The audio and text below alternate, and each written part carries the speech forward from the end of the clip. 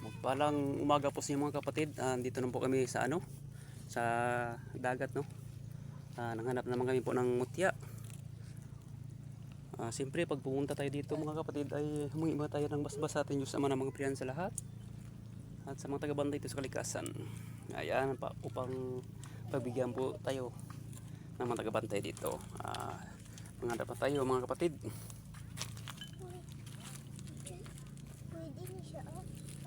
Ayan ito. Ayan. Ayan kapatid, oh.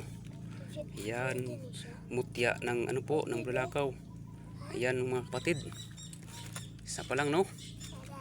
Ayan, patuloy pa rin natin. Diba ito dyan ako nakitaan, oh? Ito pa. Isa. Dalawa na.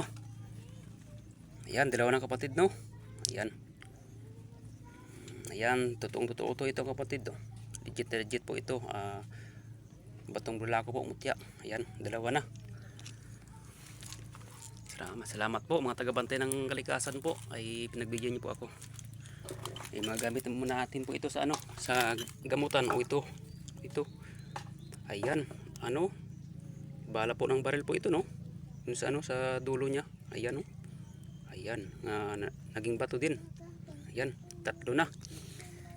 Yan, punta namin yan mga kapatid daw, yung malaking talisay na puno. Sabi daw ng mga matatanda ay meron daw diyan nakatira ng mga elemento.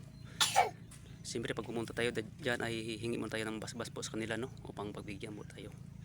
Punta namin yan mga kapatid. Stop muna kapatid, punta po namin diyan. Yan mga kapatid, nandito na po kami sa sa malaking puno na talisay. Ayan. Naghanap pa rin kami ng mutya, pagpatuloy pa natin panghanap ng mutya. Ayan, ito na. Nakita naman po tayo. Ayan, tignan nyo po sa loob mga kapatid, oh. Meron sinag-araw. Back to back po, yan. Ayan. Tama na siguro ito mga kapatid. Uwi na kami. Sunod naman na araw. Dito na po kami, oh. Ayan. Maraming salamat po, taga-bantay sa kalikasan. Amen, amen, amen.